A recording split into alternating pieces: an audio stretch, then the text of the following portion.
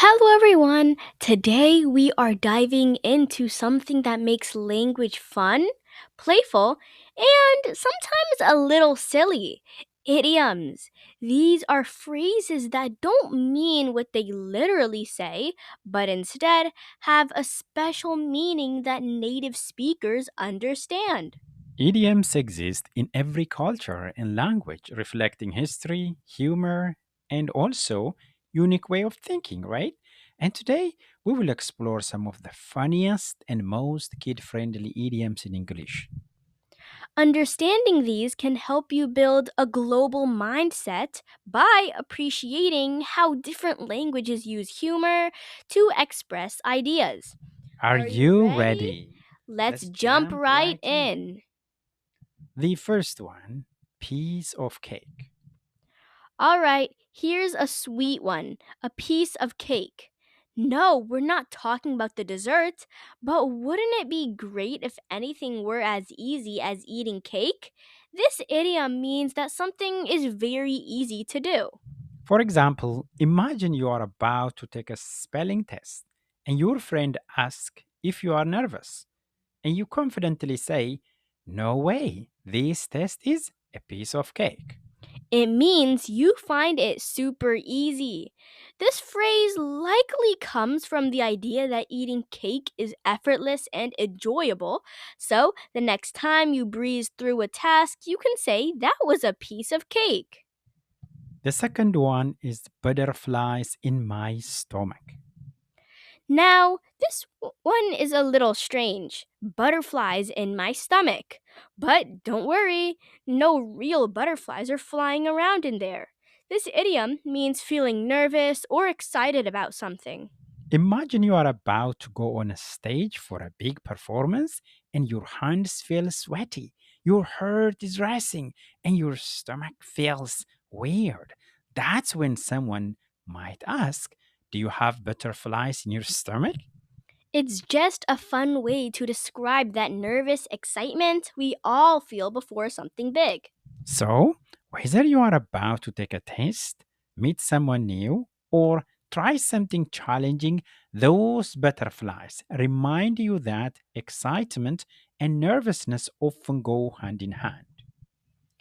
The next one is the ball is in your court. This one comes straight from the sport.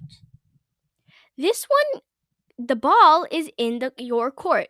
But don't worry, you don't need to play tennis to understand this one. This idioms means that it is in your turn to take action or make a decision. The ball is in your court. For example, Imagine your parents tell you you can have a pet, but you have to take care of it.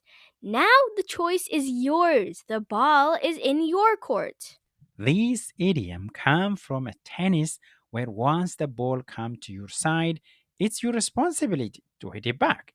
It's a fun way to remind us that sometimes it's up to us to make the next move. Now, Shadi, can you explain for us bite off more than you can chew? It's an idiom. Can you explain that how this is what it mean and also how this is came from? Ever taken a huge bite of a burger only to realize you can't chew it all? That's exactly what this idiom describes. Wow. Biting off more than you can chew means taking on too much at once. Hmm. Let's say you decide to join 3 clubs, play a sport, and do extra homework all at the same time. Before you know it, you might feel overwhelmed. That's when someone might say, "Uh oh." Oh, you looks like a bit of more than you can chew.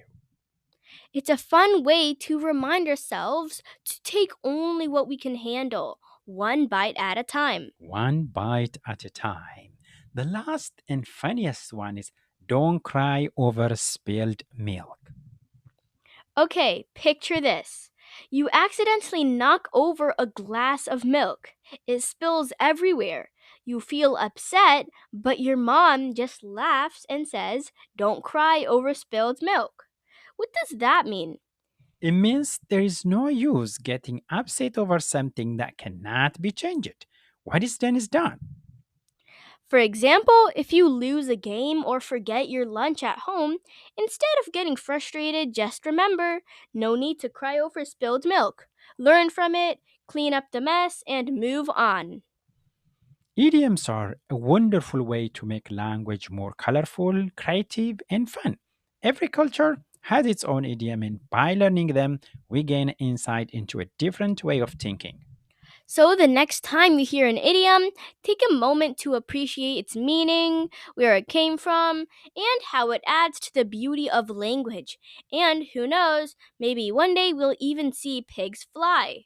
Thanks for joining us at the Global Mindset University. Don't forget to subscribe, and we will see you next time. Have a Have a great great day, day, everybody. everyone. Bye. Bye.